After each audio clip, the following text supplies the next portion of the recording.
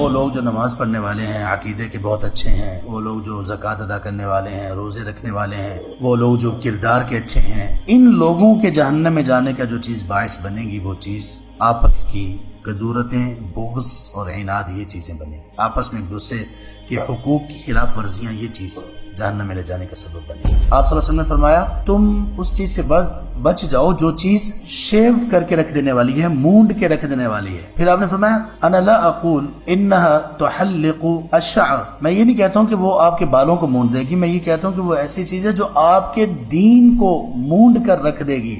جس طرح سر سے بال مونڈ دیے جائیں تو صفایا ہو جاتا ہے، صاف ہو جاتا ہے، یعنی تمہارے دین کو صاف اور چٹ کر کے رکھ دے گی، یعنی ختم کر دے گی تمہارا دین۔ بچ جاؤ اس سے۔ کون سی چیز؟ فرمایا البغضاء، بغض رکھنا، دلوں میں بغض رکھنا، آپ کے دین کا صفایا کر دو۔ بغض کیوں رکھ رہے ہو دوسروں کے خلاف؟ نکال دو اس بغض کو اپنے دلوں سے، نکال دو۔ کدورتیں، کینے، حسد نکال دو، سب بڑے بڑے گناہ ہیں، بڑے بڑے گناہ ہیں۔ یہ رکھ کے جنت میں داخلہ بہت مشکل ہے۔ صحیح مسلم ہے، نبی صلی اللہ علیہ وسلم نے ایک مرتبہ سوال کیا، کہا اتدرون ما المفلس، جانتے ہو مفلس کون؟ صحابہ نے جواب دیا المفلس فینا من لا درہم لہ ولا متاع، اللہ کے رسول ہم میں مفلس تو اسے کہا جاتا ہے کہ جس کے پاس درہم و دینار، مال و متاع نہ ہو۔ آپ نے پھر مفلس کی ایک اور ڈیفینیشن بیان کی، کہا مفلس وہ ہے من یأتی یوم القیامۃ بصلاۃ وصیام وزکاۃ، جو قیامت کے دن نمازیں، روزے، زکوٰۃ وغیرہ یعنی نیکیوں کے بڑے بڑے انبار لے کر آئے گا، لیکن اس کے ساتھ ساتھ قد شتم ھذا واکل مال ھذا وسفک دم ھذا، کسی کا مال کھایا ہوگا، کسی کو مارا ہوگا، کسی کو برا بھلا کہا ہوگا۔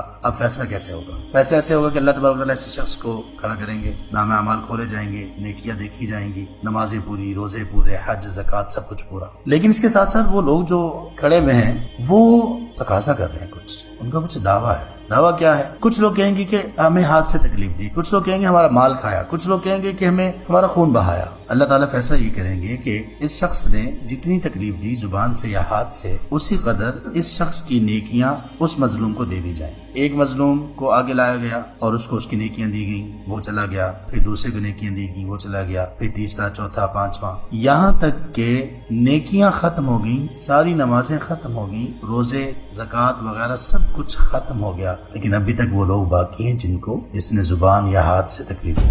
تو جو ہم بازار راہ چلتے ہوئے ایسے کسی کو کہہ دیتے نا، کبھی غصے میں آ کر، کبھی تیش میں آ کر، ہاں تمہارا میں نے بھی ماں کا دودھ پیا ہوا ہے، یہ سارے دودھ کا حساب وہاں دینا پڑے گا۔ ابھی لوگ باقی ہوں گے جو تقاضا کرنے والے ہوں گے، اس کی نیکیاں ساری ختم، نماز، روزہ، حج، زکوٰۃ وغیرہ سب کچھ ختم۔ پھر اللہ تبارک و تعالیٰ یہ فیصلہ کچھ اس طرح سے کریں گے کہ ایسا کرو کہ ابھی جو لوگ باقی ہیں ان کو جتنی تکلیف پہنچائی اتنے ان کے گناہ ان کے نامہ اعمال سے نکالو اور اس کے نامہ اعمال میں ڈالتے جاؤ۔ پھر وہ لوگ جب ختم ہوں گے تو نتیجہ کیا ہوگا؟ یہ لوگ جو بڑا رچ تھا، یہ شخص جو بڑا رچ تھا، بڑا امیر تھا، اس کے پاس اچھی خاصی کرنسی تھی، وہ کرنسی جو وہاں چلنے والی ہے یعنی نیکیوں کی کرنسی، نیکیاں اچھی خاصی تھی اس کے پاس، امیر آدمی تھا، لیکن چند لمحات کے بعد یہ نہ صرف یہ کہ یہ فقیر ہوا، مفلس ہوا، بلکہ اٹھایا جائے گا اسے اور جہنم رسید کر دیا۔ آپ نے کہا یہ ہے میری امت کا مفلس۔ اللہ کے لیے ہم سب اپنے گریبان میں جان کے ہم کہیں مفلس تو نہیں، ہم کہیں مفلس تو نہیں، کہیں سارا کچھ داؤ پہ لگا تو نہیں چکے۔ آپ صلی اللہ علیہ وسلم نے فرمایا، صحیح بخاری میں ہے، من كانت عنده مظلمة لأخيه فليتحلل منه اليوم،